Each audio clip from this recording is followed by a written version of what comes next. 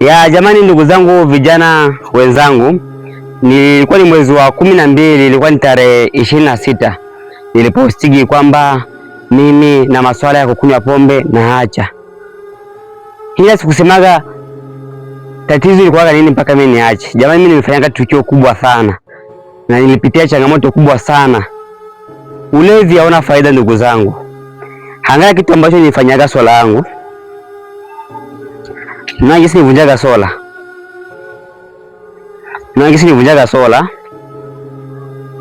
Kisa tu ulevi. Wangu nani? Wandugu ninao Marekani, lakini ujinga wangu kisa nimevunja kitu kwa ajili ya ulevi. Nimeshindwa kusaidiwa na ndugu zangu.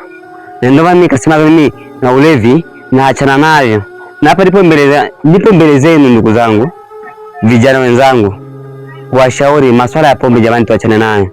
Nimejitahidi, nimeanza kufanya kazi Facebook, nimefanywa payment, nimeanza kupata zangu hela za Facebook. Mwenyezi Mungu kanijalia, nimenunua sola hii hapa. Nimenunua sola ya 70,000 wati 50, namshukuru Mwenyezi Mungu. Jamani, pombe haina faida vijana wenzetu. Pombe siku zote haina faida. Tuachane na vilevi. Vilevi havina faida ndugu zangu.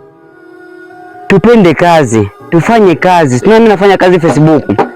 Na pia ninakia kuwashauri wale wengine ambao wanasema eti wanataka waanze kulipwa na mentor. Jamani, sisi ambao tulibahatika kufunguliwa na mentor mwezi wa 12 na mwezi wa kwanza. Sisi ndio tunalipa, sisi ndio tulibahatika.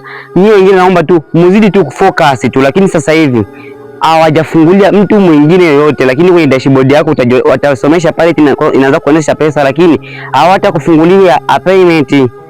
Kwa ndugu zangu, tufocus tu. Mimi Facebook hii hapa imeanza kunilipa, nimeanza kupata matunda, pia nimenunua na mic hiyo hapo mnaiona hapo. Hii hapa yote ni masuala ya Facebook. Nasikia nimefanyia account yangu ya payment, nikatoa hela zangu za kwanza mwezi wa 12 mpaka mwezi wa huu wa 3.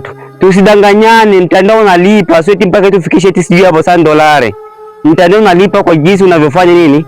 Unavyofanya kazi yako. Zile ambazo utafikisha kwa mwezi ndo za kwako tu. Asante sana ndugu zangu.